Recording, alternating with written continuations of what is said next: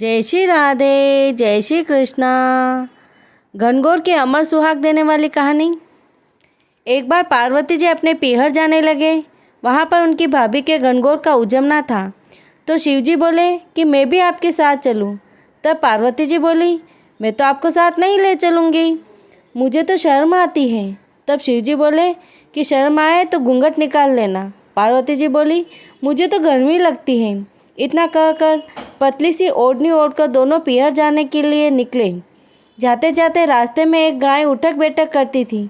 जब पार्वती जी बोली कि यह गाय क्यों कष्टी है, शिवजी ने कहा कि इस गाय के बच्चा होने वाला है, इसलिए वह इतनी कष्टी है। पार्वती जी कहने लगी, इतना दुख तो मुझे तो बच्चा नहीं चाहिए, मुझे तो गांठ दे दो। शिवजी बोले, आगे चलो। आगे गए तो घोड़ी उठक बैठक कर रही थी।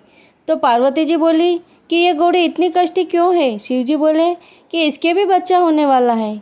इतना सुनकर पार्वती जी बोली कि मुझे तो गांठ बांध दो, मुझे बच्चा नहीं चाहिए। शिवजी बोले, आगे चलो।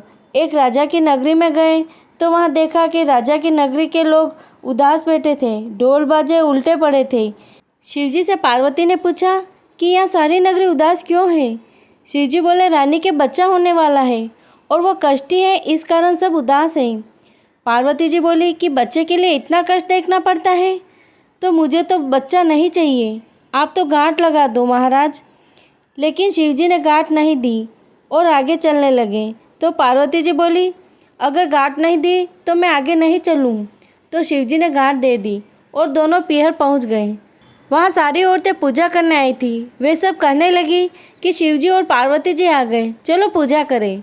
सब पार्वती जी की पूजा करने लगी। इधर सब सालियाँ झीमते समय शिवजी से मजाक करने लगी। तो शिवजी ने सारा भोजन खा लिया, बाकी बचा जो नंदी के लिए ले लिया और पीपल के नीचे जाके बैठ गए। पार्वती जी माँ से बोली, माँ मुझे तो भूख लगी है। तो माँ बोली कि बेटी सारा भोजन तो शिवजी ने खा लिया। तो पार्वती जी ने सूखे बथुए की रोटी खा ली और एक लोटा पानी पी कर के अपने पीहर से विदा होकर जहाँ शिवजी पीपल के नीचे बैठे थे वहाँ गई। तब शिवजी ने पूछा, पार्वती जी क्या खाया। तो पार्वती जी बोली, जो आपने खाया वही मैंने भी खाया। शिवजी बोले, नहीं पार्वती जी सच बोलो। तो पार्वती जी कहने लगी, महाराज जो आपने खाया वही मैंने भी खाया। पार्वती जी को नींद आ गई। तब शिवजी ने पार्वती जी के पेट की ढकनी खोलकर देखी तो सूखी बथुए की रोटी और पानी से पेट भरा है। पार्वती जी की नींद खुली। तब शिवजी बोले, रानी क्या खाया। रानी वापस बोली, जो आपने खाया वही मैंने खाया। तो शिवजी बोले, पार्वती जी मैंने आपके पेट की ढकनी खोलकर देखी तो उसमें बथुए की रोटी और पानी दिखा। तब पार्वती जी शिवजी से बोली, महाराज आज तो मेरी ढकनी खोली, आगे से किसी औरत की ढकनी नहीं खुलनी चाहिए। किसी का पीहर गरीब हो या किसी का अमीर हो, पीहर की बात ससुराल में और ससुराल की बात पीहर में नहीं करनी चाहिए। इस दिन से सबकी ढकनी बंद हो गई। पार्वती जी गांव में पानी लेने गई। गांव की सारी औरतें ईश्वर जी की पूजा करने लगी। तो शिवजी ने यहाँ पर सुहाग कुंडा सब औरतों को बांट दिया। इतने में पार्वती जी आई, शिवजी से बोली, आपने ये क्या किया, सारे सुहाग बांट दिया।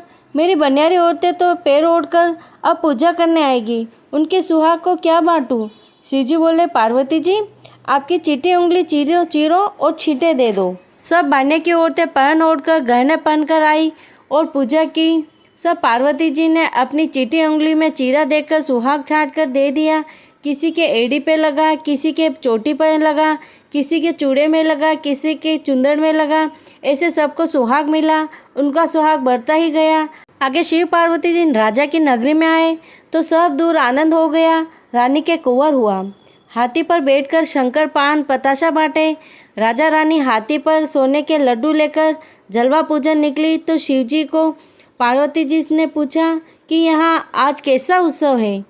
तो शिवजी बोले, रानी के कुंवर हुआ है जिसका आनंद है। तब पार्वती जी बोली कि कुंवर होने पर इतना आनंद होता है तो मुझे भी कुंवर चाहिए, मेरी गांठ खोल दो। शिवजी बोले कि अब गांठ नहीं खुल सकती। आगे चले तो घोड़ी के भी बच्चा हुआ। घोड़ी भी उसको चाट रही थी। पार्वती जी शिवजी से बोले कि मेरी गांठ खोल दो, मुझे भी बच्चा चाहिए।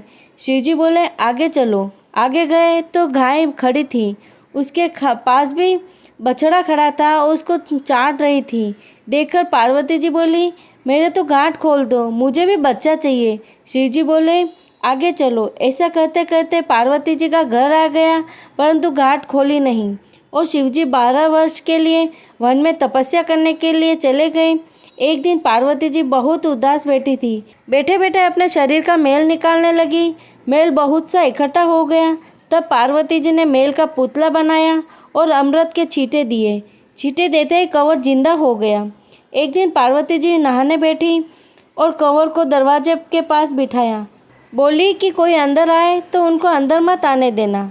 ऐसा कहकर पार्वती जी नहाने गई।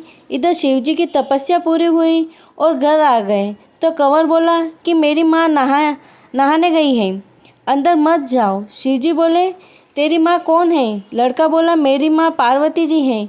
शिव जी को मन में बहुत क्रोध आया और मन में सोचा कि मैं तो 12 वर्ष से तपस्या करने वन में गया था, लड़का कैसे हुआ? ऐसा कहकर लड़के की गर्दन काट दी और अंदर गए। शिव जी को देखकर पार्वती जी बोली कि मैंने तो बाहर कंवर को बैठाया था, आप अंदर कैसे आए? शिव जी बोले, आपके लड़का कब हुआ? मैं तो उसकी गर्दन काट कर अंदर आया हूँ। ऐसा सुनकर पार्वती जी विलाप करने लगी तो शिव जी ने दूत भेजा कि कोई भी माँ अपने बच्चे की पीठ देकर सोई हो, उनकी गर्दन काट कर ले आओ। दूत सब और घुमा, परंतु कोई नहीं दिखा।